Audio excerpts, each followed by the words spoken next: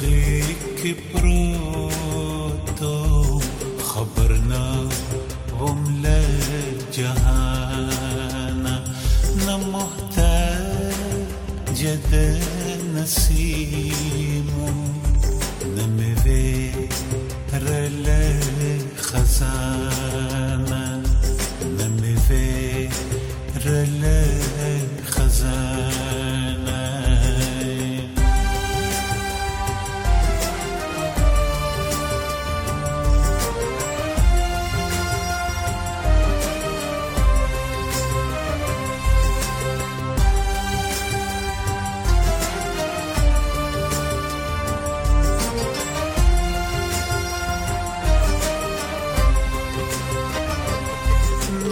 पानी भी न सांगी न घुटे चरी खंदाने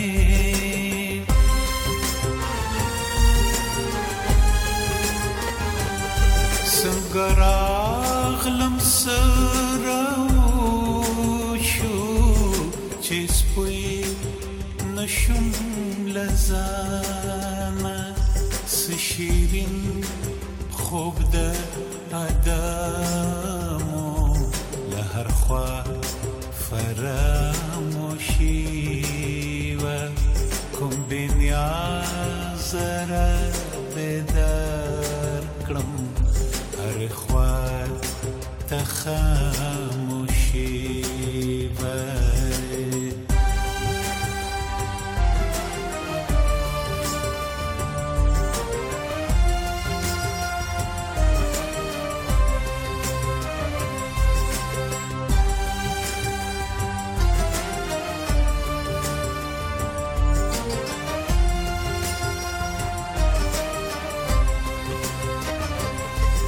د شپې تیاره خوره وه نه د ورځې څه رڼا وه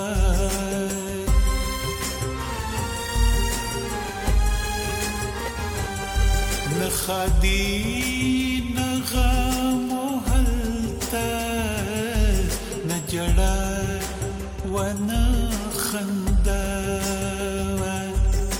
د میاشتو کالو شمیرو نه د نن پرون سودا خو به څه وایم چې څه وه د سکوت پټه دنیا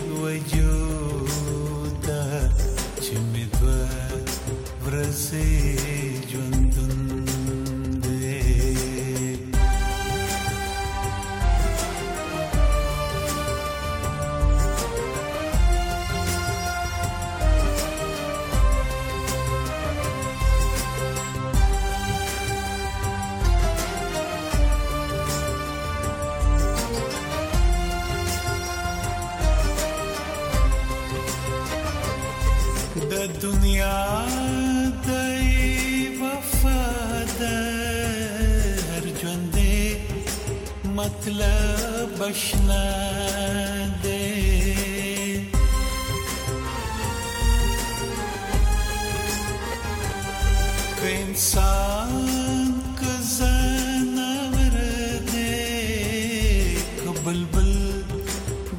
خبره دی بیرته ډک زړه د ارمانه د آدم ولور تتللی د فلک للا سخوار شل چې فلکونه زولې.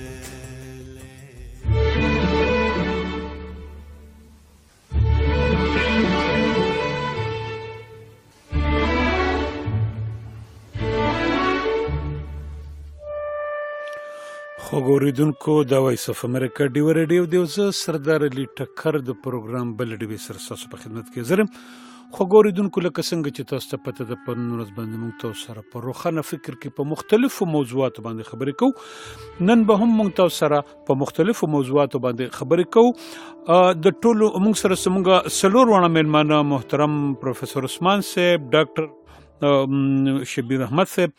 محمد رفیق قاسی صاحب، علامه عزتګل خټک صاحب، څلور واړه موږ سره موجود دي. د ټولو نه اول ورځو خپل درون خوږ پروفیسور عثمان صاحب له داغې نه لږ نظر اخلو چې غیره سره نن په کومه موضوع خبره کوي. پروفیسور صاحب تاسو ته په پروګرام کې په خیر راغلی ویو. السلام علیکم. وعلیکم سلام. پروفیسور صاحب څه نظر به را سره نن شریکوئ؟ نن به موږ د موسیقۍ په ذریعه د علاج باره کې یو مختصره شانتې خبره وکړو. مهرباني وکړئ. تیر پروګرام کې موږ د اوره او چپرو په خواصو باندې خبرې کړې وې. هغې کې د موسیقۍ او خوشوازۍ باره کې څه ذکر شوی. پاکستان ټلویزیون چې کله بلیک اینډ وایټ پروګرامونه نشر کول او د نامورو هستو انټرویوګانې نشر کولې، نو په هغې کې د مشهور ګلوکار د مهدي حسن صاحب یو انټرویو پیش کړی و او هغه ویل چې زما یو ترو او د هغه یو داسې راز زده و چې د سا او د سینې مریضان به ولراتل او هغه به مریض سینې پورې ونیو او هغه راز به ویل نو مریض به الله پاک جوړ کړ. ویلي هغه ورځو کې د توربېلې ډیم د وجې نه د هغوی ځای ته لاره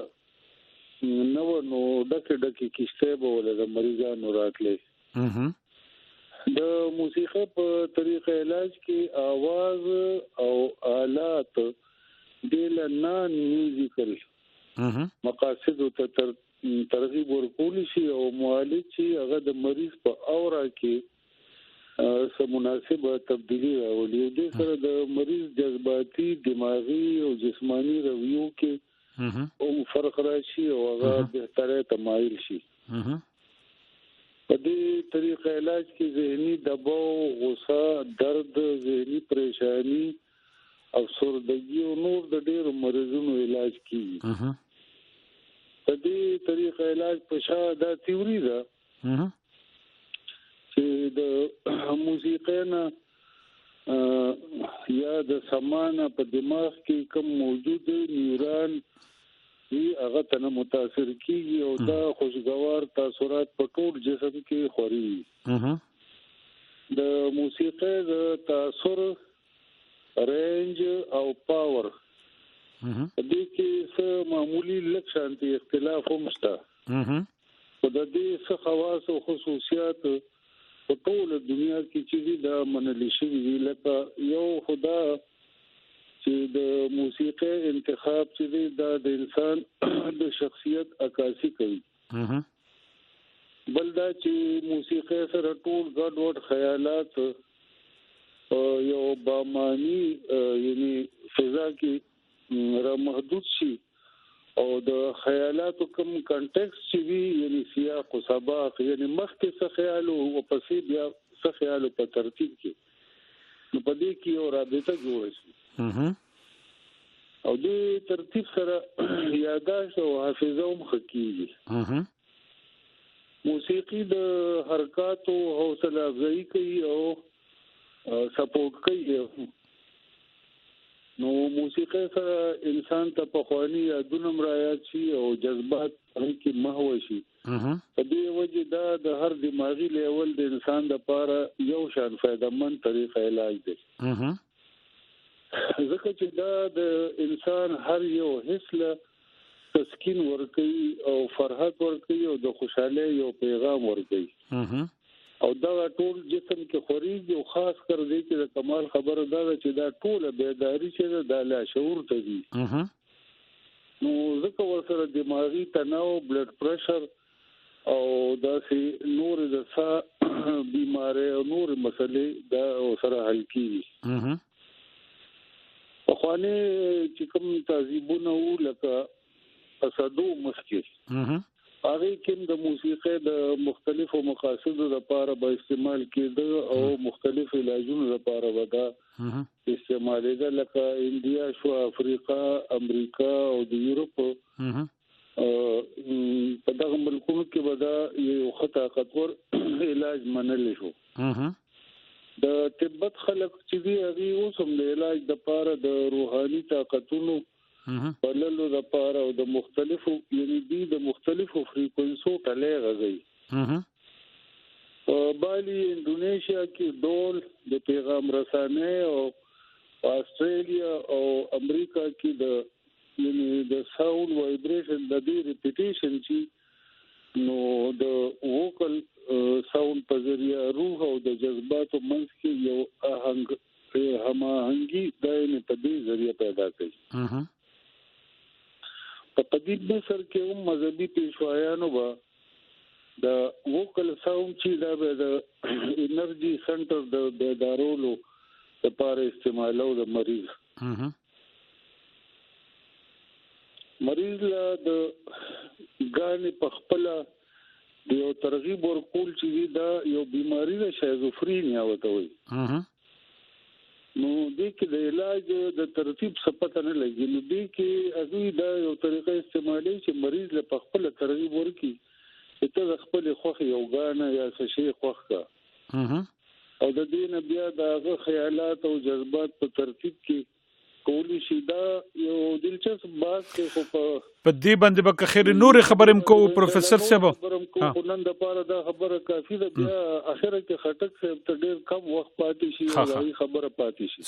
صحیح شو ډیر مننه پروفیسور صاحب تاسو ډیر مننه خو ګوریدونکو خپل ورکوټه غونته دما او د دمه نه چې څنګه واپس را شور ځ خپل بل ململو دا غینه لګ نظر اخلو تاسو د امریکا غږ پښتو ډیوا خبرونه اورئ خبرېدونکو یو ځل بیا تاسو پروګرام کې هر کله وي تاسو زموږ د درون خوګ ملما پروفیسور عثمان صاحب ډېر مزیدار ډېر په زړه پورې خبرې وریدي د موسیقي په ذریعہ د علاج په حواله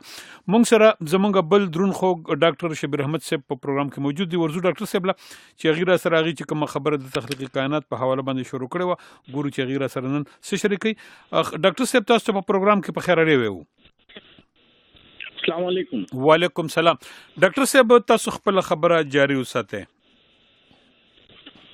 حاجی دې تیر شوی پروګرام کې مونږه د سنگولریټي خبره کړې و سنگولریټي دا هغه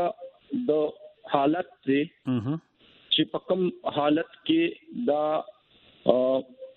زموږ ټول کائنات چې کوم دی نو دا د بیگ بینګ نه مخکې کوم حالت کې نو هغه ته ساينسدان سنگولریټي وي او دا داسې حالت چې په دې کې دا ټول کائنات د دې دا ټول ماده دا ټول ارث چې بکی دي نو دا په یو نقطه کې راغونډو بالکل راځم او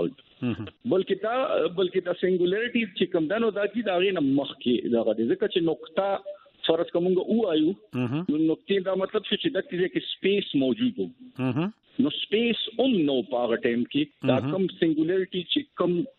وخت مون خبرې کو په ټیم کې سپیس نو موجود او بیا دا غینه پس چې کوم دینو د بیگ بینګ یا د سوت سرمدي نه د کائنات د تخلیق آغاز شو بیا د کائنات خورېدل شروع شو بیا اوس لکه مطلب دا اوس چې کائنات په کوم سټیټ کې دي نو دیتا بیا د وخت سره ورسې نو دویم بیا موږ دا خبره کړې و چې کله دا ستوري چې کوم دي دا ډېر لوی ستوري چې د دې خپل عمر برابر شي نو دا پدې کې یو لکه دا چې پدې کې یو دماکه وشي او د دې دا دا ستوري چې کوم دي نو دا په یو بلیک هول کې دا بدل شي او هغه بلیک هول چې کوم دی نو په هغه کې دا ټول دا چې کوم دي ماده چې کوم دي نو هغه بیا لکه پاغه دا کې بالکل زری شي بالکل ختم شي او بیا هغه یو سټیټ تراشي چې هغه د سنگولریټي دا سټیټ چې کوم دی نو دې ته واپس راشي نو دا موږ هم بیان کړو چې تک شانتي په کائنات کې په مختلف ځایونو کې چې لکه دا بلیک هولز موجود دي او پاغه کې چې کوم دینو د کائنات د ماده چې کوم دینو دا بالکل ختمي کی او دا چې کوم دینو او سنگولریټي هغه کم سټیټ نه چې دا کم حالت نه چې دا شروع شو نو هغه ته واپس ځي نن ځکه تاسو ته د قران شریف نه د دې حواله د تاسو درکوم د قران شریف په سوره واقعیا کې د دې بلیک هولز او د دې د ستورو د ختمېدو دا ذکر شوی دی او په هغه کې هغه آیات داسې چې فلا اقسم بمواقع النجوم وانه لقسم لو تعلمون عظیم د دې آیات ترجمه داسې ده چې قسم دی زما د ستورو د ډوبېدو په ځای باندې او بیا دا وایي په دې آیت کې آیت د دې مخکې ترجمه ده او که چېرې تاسو ته دا معلوم وي چې را د ستورو د ډوبېدلو د ځای کم دی نو دا واقعي ډېر لوی قسم دی نو مطلب دا دی چې په دې باندې د دې بلیک هول باندې او دا ستوري چې ډوبېږي مطلب ختميږي نو په دې باندې په قران شریف کې چې کوم دینو الله تعالی قسم هم خوړلې دي او د دې ذکر کړي چې تاسو ته لکه دا پته وي چې را دا کم دا څه شي دي ځکه چې د نن سوار له سو کال مخکې خو د بلیک هول معلومات چاته نو په هغه ټیم کې د دې خبره ذکر شوی په قران شریف کې دا شی دي چې تاسو ته چره دا پته وي چې دا څه شي دي دا مطلب چې په قسم خورما که تاسو دا پته وي نو دا ډیر وی د قسم دی نو مطلب یعنی دا غینا دا کې چې یعنی موست پروبابلی دا چې کوم دی د بلیک هول ذکر په دې آیات کې شوی بیا موږ په دې باندې نن دا باندې یو لکه په دې ډول کې موږ دا خبره کړې و چې که فرض کړه د دې دغه موږ ترجمه وکړو د سنگولریټي نو د خپل اسانه لپاره دې ته موږ دا ویلې شو چې دا د وحدت نه د وحدت پورې سفر سنگولریټي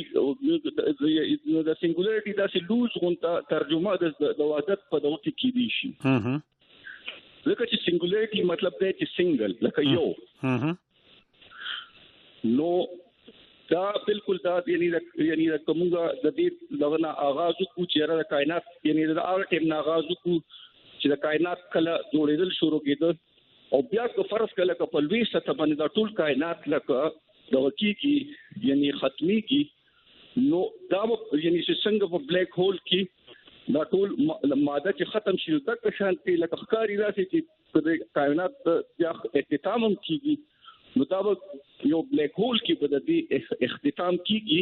او داغه اخیری نتیجه چې کوم دینو هغه بدکا سنگولریټي او دې سنگولریټي کې دا یعنی مطلب دا چې پوتنشلی پدې کې دام د غشته چې پدې چې پدک کې سنگولریټي کې بیا د شانتي او دماغه کې دي شي د شانتي بگ بینګ کې دي شي او داغه نه یو بل کائنات آغاز کې دي شي په دې ترشي پروګرام کې لږ یعنی د وضاحت لپاره وزه دا ویم چې ما دا خبره کړې و چې د تصوف چې دغه متعلق کوم نظریات دي د تخلیقي کائنات متعلق نو هغه چې کوم دي نو ما دا ویلو چې په دې باندې لکه یعنی اوس لکه یعنی دا کوم نظریه چې کوم دا د دې سنگولریټي دا یا دغه دا نو دا زما په خیال ما دا ویلو چې دا د مجدد سیب چې کوم دغه د ناغي سره زیات نږدې زه د دې له وضاحت کوم په دغه باندې خو یعنی په وحدت باندې خو هیڅ ته زما په خیال دغه نشته خو مجدد سیبم دا مني چې وحدت دا ټول ارشد د وحدت نه راوتی خو تر څو پورې د مادي کائنات دغه آغاز دی د تخلیق آغاز دی نو سینګولریټي نه پس روپې چې کوم دغه شی نو هغه دا چې په دې سینګولریټي کې یو سپیس لکه ما تاسو ته ویلو چې هغه د سپیس د سپیس د ټول نه وړوکی یونټ چې کوم دی کوم ته چې پلانک کانستنټ وي نو دا په هغه کې روپې دا شی جوړ شو او بیا په هغه کې چې کوم دی نو بالکل د اتم نه پارټیکل چې کوم دی نو هغه د جوړو په شکل کې روچتېدل او هغه بیا یو بل سره ملاویدل او بیا به دا کېدل تبا کېدل او بیا یعنی هغه دا عمل به جاری وو چې پارټیکل او انټي پارټیکل دا به روچتېدل او دا یو بل سره ملاویدل او بیا به ډسټرای کېدل دا عمل جاری وو په دې کې چې په دې کې د ایکسپانشن د بیگ بینګ سره د ایکسپانشن آغاز وشو او دا غي سره چې کوم دینو د کائنات تخلیق آغاز وشو نو مجدد سے دا یو خبره کوي چې په دې کائنات کې چې کوم یعنی د وجود چې کوم آغاز شوی دی یو خدا اوی دا وی چې دا د اتم نشوي دی دویمه خبره دا وی دا چې په دې دغه کې په دې کائنات کې چې کوم دی دا ټول وجودونه چې کوم دی نو دا د ازداد باندې قائم دي لکه مطلب د ممکن وجود چې کوم دی نو هغه د اتم او د وجود د امتزاج نه جوړ دی د شانتي په دې کائنات کې چې کوم دی لکه په هر لکه د تیری سره رڼا شته د محبت سره نفرت شته د خوشبوئی سره بدبوئی شته دا ټول چې کوم دی نو دا د یو بل دغه ازداد نو مجدد سے په چې کوم کې د تخلیق کائنات نظریه ده نو هغه دا یو د خبره کوي چې دا تخلیق چې کوم شوی دی نو دا لکه د ازداد لکه مطلب یعنی دوه ازداد چې کوم دی نو هغه را جمع شوی دي او بیا لکه دا غینه د تخلیق شوی دي نو په هغه شي کې چې کوم دی نو لکه دواړه خو دی لکه مثلا دا دي چې او جون کې چې کوم دی نو لکه د مرګ تصور مشته او په مرګ چې کوم دی نو لکه د جون تصور مشته نو دا ماتي له سره او نور دالي چې په تاسو پورې د وحدت خبره نو په وحدت باندې خوب سما په خیال چې ټول صوفیای کرام چې کوم دی نو لکه وی متفق دي صبح یو بل تاسو په دې یو دوه پروګرام مخکې کې یو خبره کړې و د یو صوفي یو بزرګ چې هغه چې کوم دی نو داغه مرید وته چیزو فلانی ځکه یو ډېر بزرګ سړی دی او کله زما او بیا چې هغه روستو بیا پته ولګیدا هغه د خپل پیرو هغه بزرګ او بالکل او نو هغه لکه په ساينسي دغه چې لکه د دې دغه پیدا شوی دی یعنی د دې امکانات پیدا شوی چیرې دا سي ماشين لکه جوړې دي شي چې پاغي باندې انسان چې کم دینو لکه بالکل په دغه کې سکندونو کې چې کم دینو د یو ځنا بل ځای ته تلی شي او دا شي چې کم دینو د ټیلیپورټیشن وي ټیلیپورټیشن چې کم دینو لکه څنګه چې لکه په دې فیکس باندې مونږ یو کاغذ چې کم دینو لکه د پاکستان امریکای ته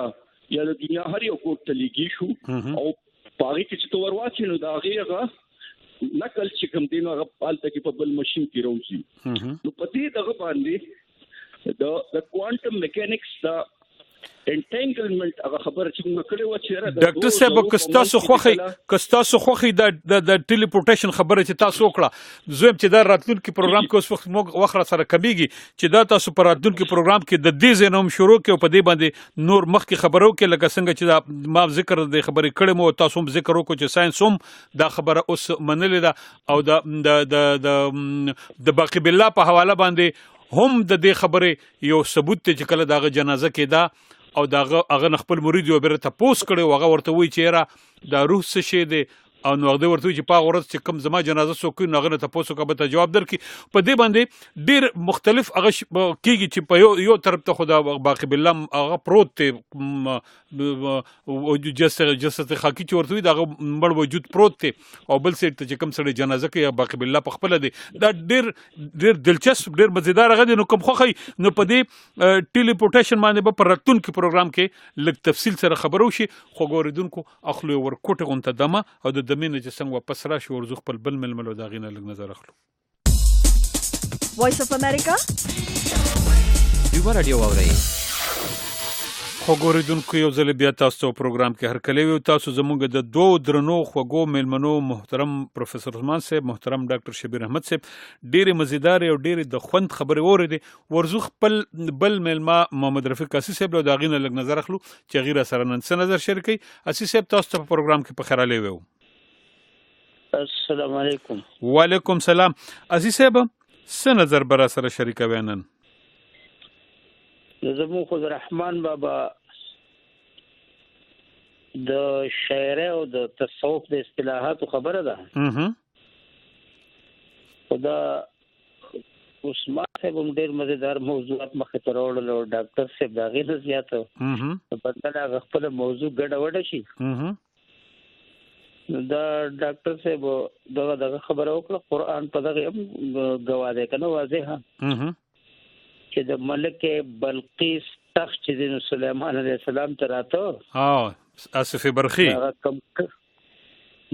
چې کوم کس راوړو نو هغه تفاسیر لیکي هغه وخت ماتل کړو وخت ماتل کړو ځکه چې هغه ابل وخت هغه ډېر په ولي د خدای وخت ماتل کړو هم په هغه وخت حاضر کړ بالکل چې کړنو په حساب هم په وخت راوړېدل نو بالکل اوس دغه عثمان څخه په کې دا وخت خبره کوي او موږ له هغه څه دی په شان چل راځي چې دا وخت ځان ته وګت کو هغه څه خو لکېږي سره خبره په کې بنده کوي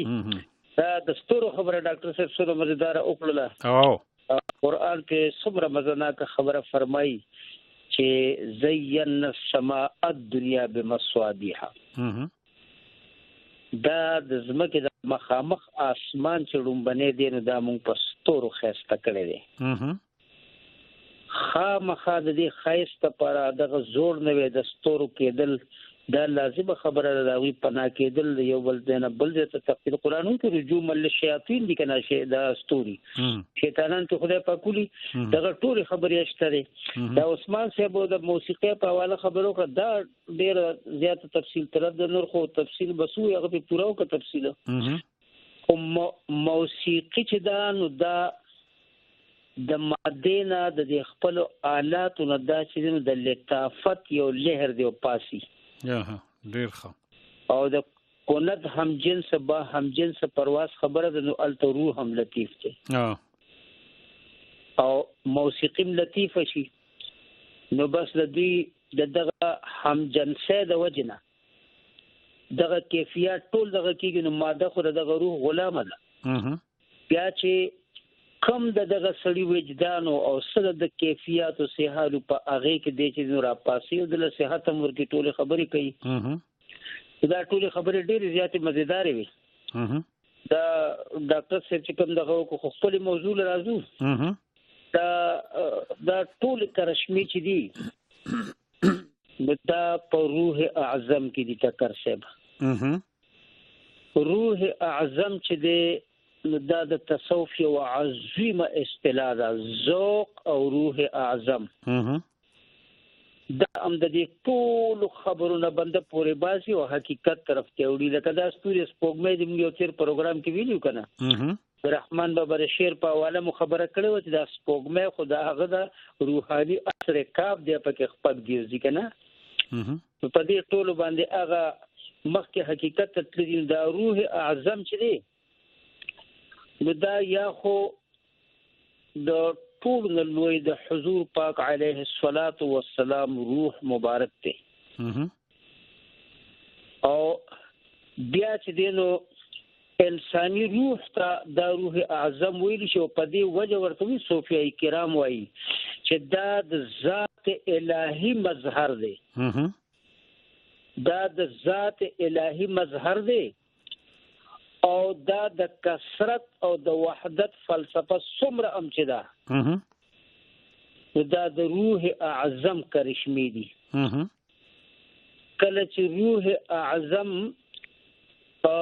هغه تجلیات کیږي او دغه تجلیات او ابتدا چې د نو هغه ته ذوق وي چې د صوفیا کرامو په ځل کې پیدا شي. هغه دغه روح چې په دغه ذوق باندې دی چې د ذات الهي د هغه د اسماء او د صفات مظهر بالکل جوړیږي. نو رحمان بابا په دغه کې روان دي. دغه د پاره چې کوم مجاهدی دي کوم کوشش ته دغه سخت نرمي او سدي نو هغه رحمان بابا خدایش په اندازه هر یو اخري خدا روح اعظم او ذوق د دې په حواله چې اصطلاحات جوړیږي. نو ګوره رحمان بابا ټکر سے فرمایي وی ناقرار روح می پاس په هوا والوت. ناقرار روح می پاس په هوا والوت او تش صورت می په ځای پاتې شو حیران. دا چې دینو دا هغه په دغه پرواز د عشق محبت په حواله هغه کوم چې مظهر جوړیږي هغه رحمان بابا دا روح یاد دی. ناقرار روح می پاس په هوا والوت او تش صورت می په ځای پاتې شو حیران. ډیر ښه. او ما زړه د مؤمن عرش ته خبر نه وم.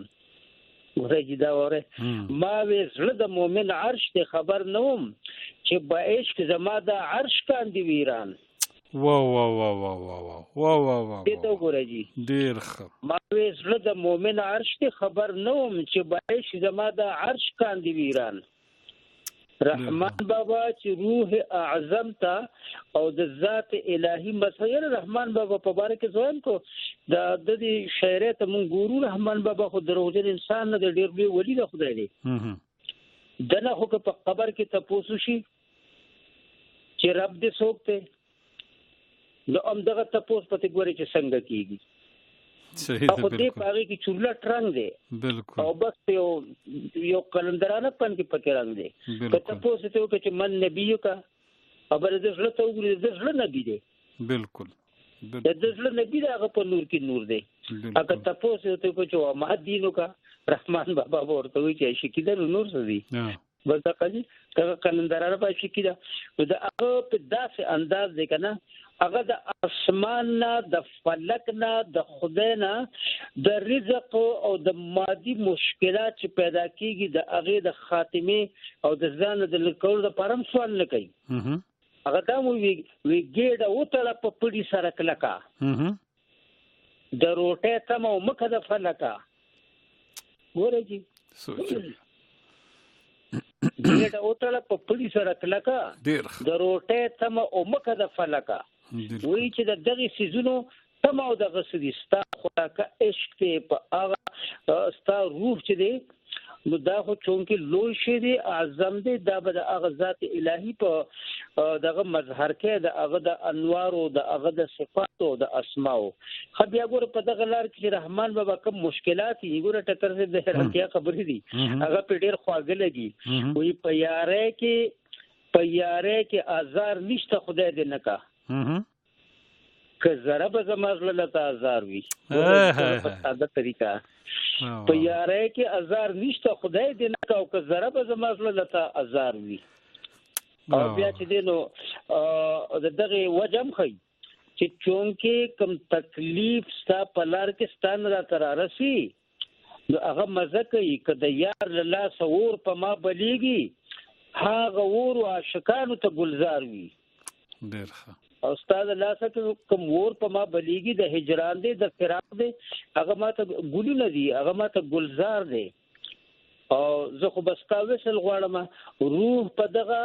استاد دغه صفات او د انوار مظهر کول زه غواړم دا چې دې د ویم سیده ورپسې دی بالکل رحمان بابا پاشنا پسې وشتله هم هغه وی چې له نور آشنای استغفار وی. واو واو واو نور آشنای دی چې هغه طرف ته د ذهن نزيد د دنیا سره بادشاہي طرف ته بل څه طرف ته یو طرف ته ذهنم نزي او وایم کنه وهغه ته عاشق نه ویلې بویا ګوره ټکر څه ډیره ډېر د مینې دا شکه خبره ده ډېر زیات وهغه ته عاشق نو ویلې بویا چې فکر یا د سر یا د دستار وي واه واه واه واه چې فکر یا د سر او یا د دستار وي او دغه فکر د اغنيشته په هغه مظاهر کې زګه خوې چې د ریا خرقه خدای مکه په غاړه او رحمان کوک دستر تړلې قلندر دی او بیا ګوره دا بیا بس کومه دا څومره د حیرانتیا خبره کوي ذوق چې دې ټکر سبو نو دا صوفي کرام لیکي وې دا اصل کې د تجلیات او آغاز دی شروع ډیر ښه ډیر د عاشق او د صوفي په زړه باندې د تجلیات او آغاز دی او څه شی دی دا یو نور دی عرفاني نور دی چې خدای د خپل دوستانو د اولیاء په زړونو باندې کوي کله چې د اراده کړي مجاهده شروع کړي دا بیا به د استعانته هغه رب دې نو دا د ذوق تجلیات توکي نو رحمان بابا دغه ذوق بیا دومره زیات اخلي چې خپل روح اعظم کوم حق دې هغه په ادا کوي نو استاد د زلف و زینار دار په اور سوځي هغه اور به هم رښتیا استاد رخسار وي ورګي څومره لوی ټوپ رحمان بابا وایي د زلف و زینار عاشقان یادوي او یا دارو چې هغه د منصور سره متعلقه درسته خبره دا کوي زما د لار نه چرې سوځي او لړکیږي نو دا نه لړکیږي په اصلي کې ځکه چې دغه زمانه سوځي نو هغه ستاد رخسار ور به هغه به سوځي او کار طرف ته مې کې ته مېر طرف ته کې نو خبره ستاده بالکل استاد زلف و زینار دار ته پور سوځي نه غور به هم رښتیا استاد رخسار وي روح اعظم جوړېدل په ذوق باندې دا اصطلاح د رحمان بابا نور شیرونم ډیر دي چې موږ لکه نشانه وګرځول نور ډیر مننه سیسه ډیر د خوند او ډیر مزیدار او د ذوق ز په خپل د ذوق ډیر زیات قایلم ذوق ډیر لوی کمال دی ذوق د انسان شخصیت تلی بالکل دا داسې واجب سیس دی ته که چاته یو شعر وې او ته دغه مخ ته وګورې او دغه دا چې هغه څنګه رسیو کړي نو تا ته به پته ولګي چې د دې سړي ذوق څه دی د شخصیت حدونه درله معلوموي ډېر د کمال سیز دی ډېره مننه اسي صاحب خوشحاله اوسئ خو ګورېدونکو اخلي ورکوټې غونته دمه او د دمې نه چې سم واپس راشو بیا ورځو خپل بل ململو د هغې نه لږ نظر اخلو دا وایس اف امریکا ډیو رادیو ده خو ګورېدونکو یو ځل بیا تاسو پروګرام کې هرکلی وي تاسو زموږ د دریو محترمو ملمنو پروفیسور عثمان صاحب ډاکټر شبیر احمد صاحب او محمد رفیق اسي صاحب ډېرې مزیدارې خبرې په مختلفو موضوعاتو باندې واورېدې او ډېر د کار خبرې ورځو خپل بل میلمه علامه زیدګل خټک صاحب له د هغې نه لږ نظر اخلو چې هغې راسره نن څه نظر شریکوي خټک صاحب تاسو ته په پروګرام کې په خیر علی ویو ډېره مهرباني ډېر احسان خټک صاحب څه نظر به راسره شریکوي بسم الله الرحمن الرحیم زما گفتگو خو امام شیخ اکبر محی الدین ابن عربی علیه الرحمه کتاب فصوص هغه متقدمات حواله سره مخکې روانو او هغه ناول به دوه خبرې داسې شریک کم چې یو خو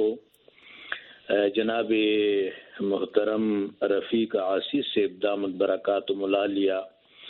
بابا عبدالرحمن علیه الرحمه حواله سره ډیر زبردست گفتگو ډیر سحر انگیز گفتگو وکړلو بابا عبدالرحمن چې د کومه خبره فرمای تصوف کې دوا اصطلاحات دي چې یو ته توجه وای بل ته استحضار توجه اور استحضار یعنی دا دوا چیزونه چې په کوم کار کې نوي هغه کار لا حاصل وي نتیجه خیز نه جوړیږي هغه چیز هغه مقصد په لاس نه راځي ګورئ جی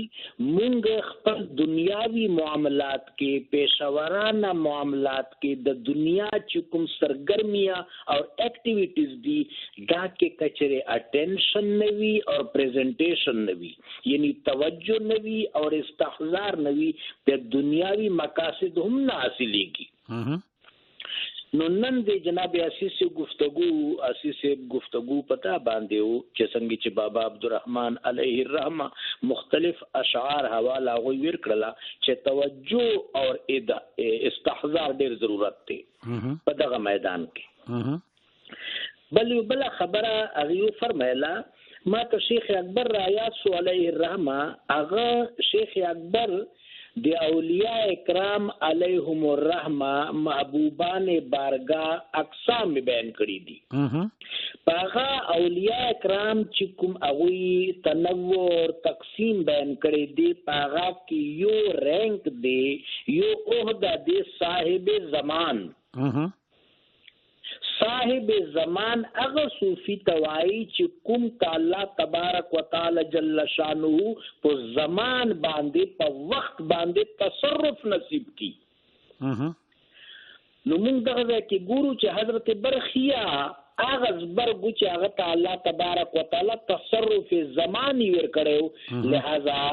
هغه کار وکړو چې کوم یو لوی افریت یا لوی طاقتور جن هم نشو کولای. باقی ډېر مزیدار خبره موسیقي حواله سره وکړلې پروفیسور عثمان هغه چې خبره کوله ماته د شیخ فارابي علیه الرحمه یو قول آیات شو ما وی چې زه هغه تاسو سره شریکوم. مهرباني وکړئ. شیخ فارابي ابو نصر فارابي علیه الرحمه فرمایي چې بیماری اور مرض چې دی دا عدم توازن نه پیدا کیږي. په اعزاء کې یا اعزاء په افعال کې چې کله عدم توازن پیدا شي نو هغه نه مرض پیدا کیږي اور دا مرض کرب دی. موسیقي چې دی هغه توازن اور طرب دی. موسیقي توازن اور طرب دی لہذا امراض علاج په موسیقۍ کې دی لیکن دا د موسیقۍ جزوی اثر دی. د موسیقۍ بالفعل مقصد چې دی هغه روح اور الطاف یعنی دا انسان روح چې دی دا الطاف و معانی سره همکنار کول دی. یو دوه خبرې ډاکټر صاحب ولې سره ډېرې مزیدارې خبرې وکړلې. یو خدا سورت واقع آیت مبارکه چې کومه حواله وی ور کړله فلا اقسم بمواقع النجوم وانه لقسم لو تعلمون عظیم. پدا کې د لو تعلمون باندې کوم سوچ کو امام ابن عربی په خپل تفسیر کې مزیدار خبره کړي اور تقریبا دغه طرف ته اشارات کړي چې کوم جدید سیس پرانا کې ډاکټر سے وہ فرمایل. امام ابن عربی وايي چې لو تعلمون کې الله تبارک وتعالى اشاره کوي دا اشاره تحقیق او تجسس تو چې انسان ته دا اشاره کوي چې دا د تحقیق او تجسس کی دا نجوم اور اجسام فلکی چې دی د ظهور څنګه کیږي د شهود څنګه کیږي د عود مطلب د تحلیل څنګه کیږي. نو بلځای کوم رب جلیل په قران عظیم کې سورہ نجم کې فرمایي والنجم اذا هوا اور دا خو افلاک کې کوم اجسام دی هغه حواله سره خبره وا کوم ناسوتیت ته هم راشو ګورای چې مونږ مثال طرف نه لاندې راشو. مثال وجدان اور عرفان په زور خو معلومیږي لیکن مونږه مادیاتی اصولو کې هغه معلومولې نشو. هغه عرفان او وجدان په زور باندې معلومیږي. مثال چې خبره لاندې راشي دخان احساس ته هم راځي نظر ته هم راځي. دخان نه لاندې اوبدي اوبو نه پس خاور دی خاور نه پس نبات تینی پودا هغه نه پس اور دی اور نه پس صنعت دی. ګوره دا طریقہ بیا شا طرف ته روانه شي اور بالاخر بیا بمواقع النجوم حتی ورسی. نو دا چې کوم ظهور شهود او عود دا یو یعنی انقلابات تی دا په دنیا کې روان دي چې کوم طرف ته ډېری وقی اشاره وکړلې ډاکټر صاحب. نو زه به خپل خبره لږ مخکې بوزنم که تاسو اجازه مهرباني وکړئ. حضرت شیخ شیخ اکبر محی الدین ابن عربی علیه الرحمه په دغه مقدمه کې دا هم وایي چې دیدار ذات ذکر کوي. دیدار ذات आवाज میں راځي ډیر څه په خټک صاحب جی. دیدار ذات ذکر هغه داسې کوي چې رویت باری تعالی دیدار ذات بشهودی قدر باندې وي. ګوره چې ډیره اهمه خبره غوي کړې دی حضرت شیخ اکبر چې انسان چې په دې دنیا کې کوم شهودی قدر دی پاغه باندې باغه ته دیدار میسر وي. په دې دنیا کې چې خپل رب باره کې بندا سب ګمان کوي اور هغه چې کوم ظن غالب دی یا یقین روحی دی یا علم قلبی دی هغه په مطابق باغه ته دیدار ملاويږي. د عقل خوندانو تبو حظ عقلیه ملاويږي. اور دا چې کوم داسې خلک چې هغوی نفس طرف ته ډېر رجحاني هغوی ته به هغه جهان لذت اشتها ملاويږي. کوم چې حس طرف ته هغوی ته به لذت حسیه اور خیالیه ډېر ملاويږي. اور کوم چې د اخلاص خوندان وي هغوی ته به دربار خاص کې خاص دیدار میسر وي.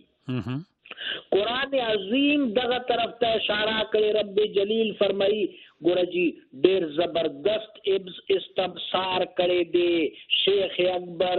امام ابن عربی علیه الرحمه. کوم کلامی د پروګرام کې اسی سے موجود دی هغه په دوه خبرو پويږي چې کوم د علماء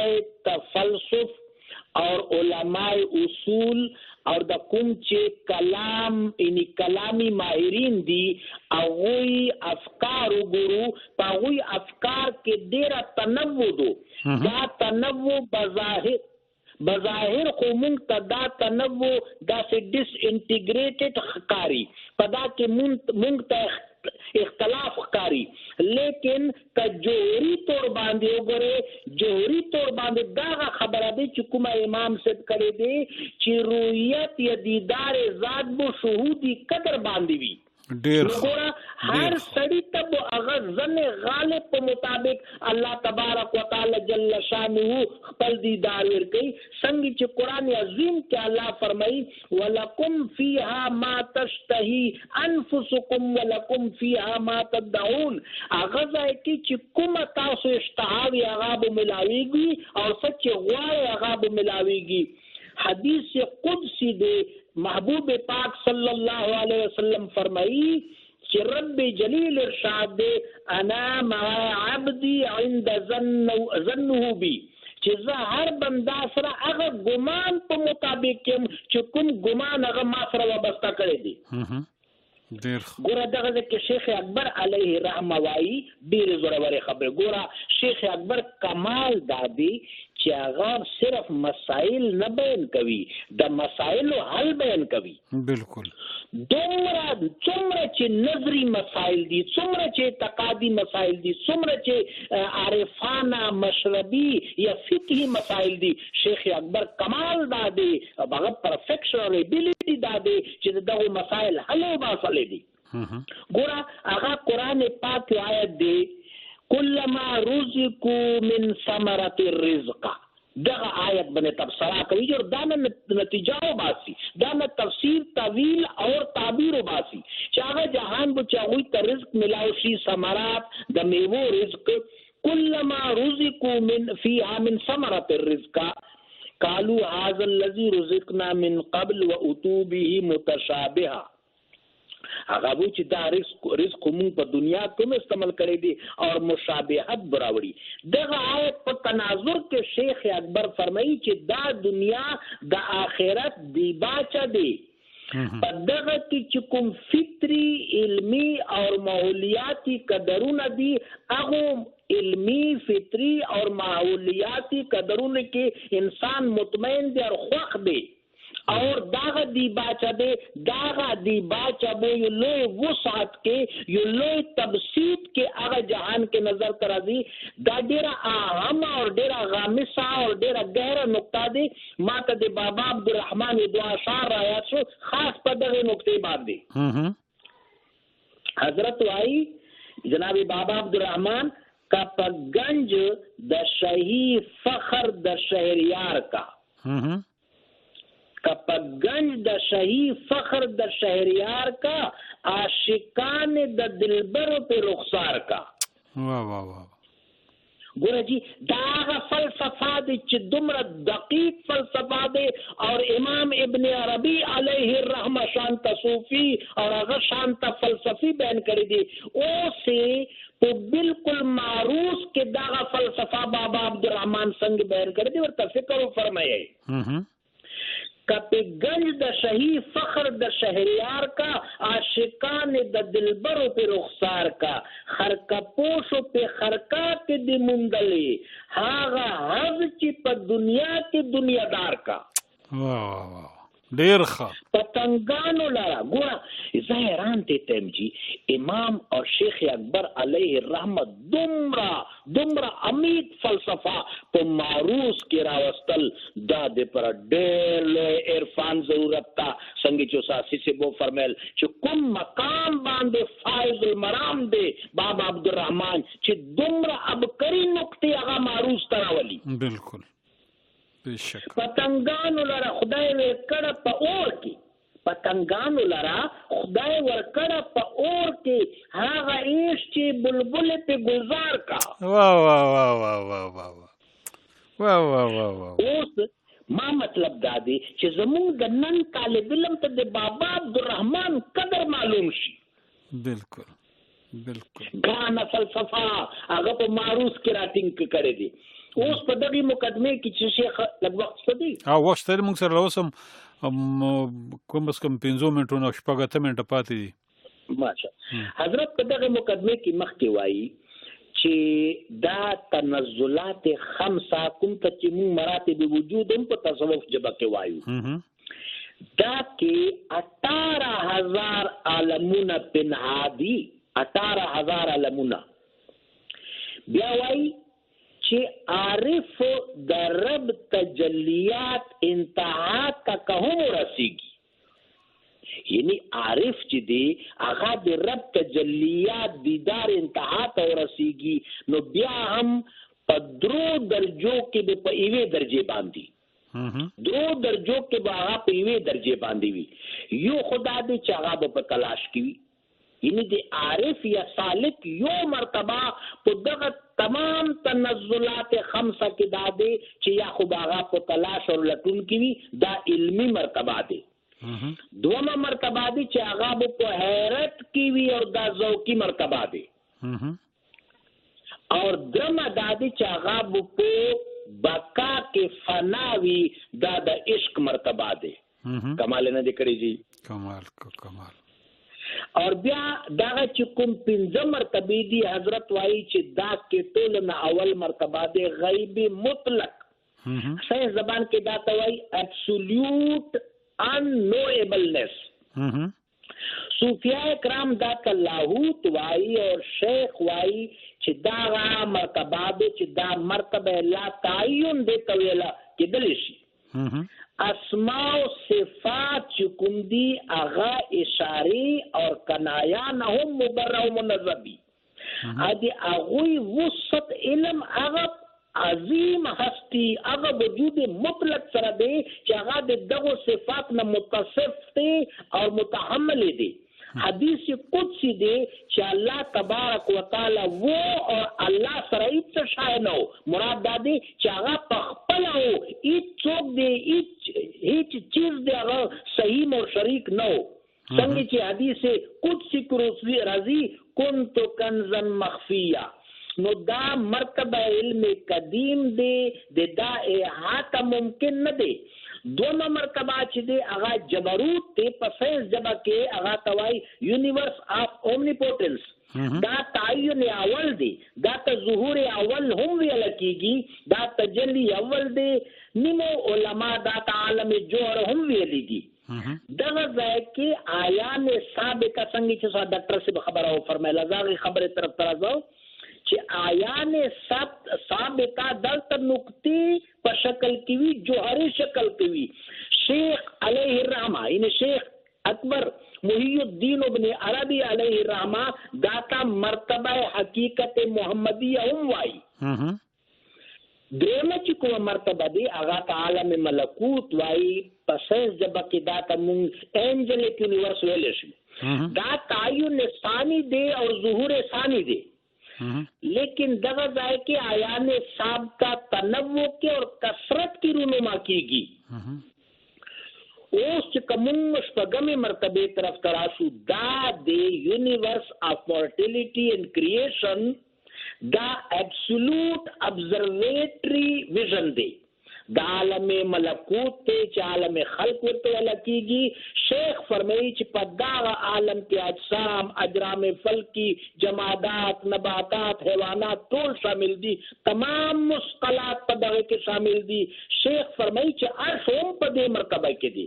پنځه مرتبه جامع دی هغه د انسان مرتبه دی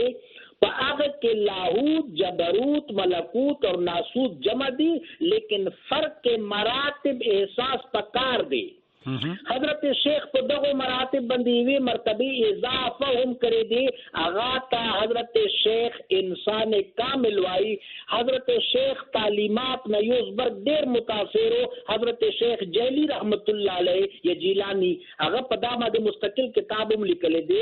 جناب شیخ اکبر علیه الرحمه فرمایي چې دا انسان کامل مرتبه مقام مصطفی دی علامه اقبال ساده اشاره دا طرف ته کړی دی لوح بھی تو قلم بھی تو تیرا وجود الکتاب گنبد آبگی نہ رنگ تیرے محیط میں احباب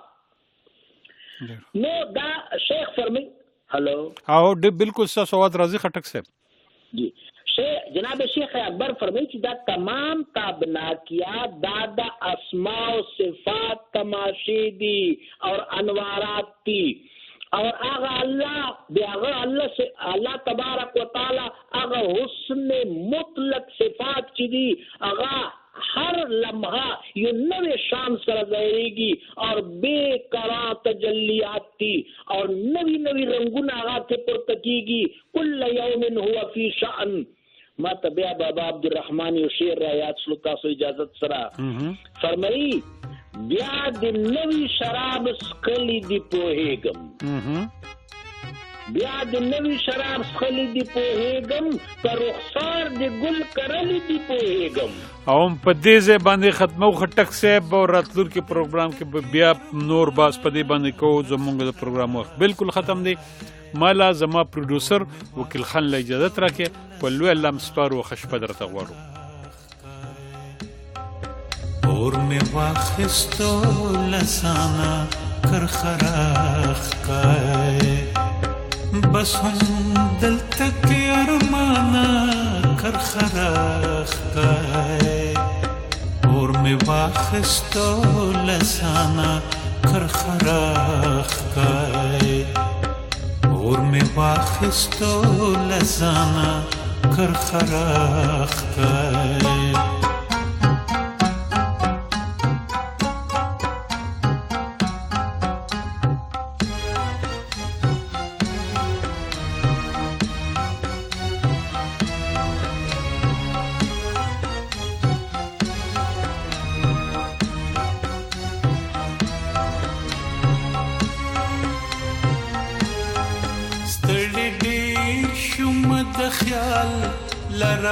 لرفتونو ستړي ډېر شوم د خیال لرفتونو ستړي ډېر شوم د خیال لرفتونو ستړي ډېر شوم د خیال لرفتونو په یو ځای کې خو آسمانا کر خراخ کائے اور میں باخستو لسانا کر خراخ کائے اور میں باخستو لسانا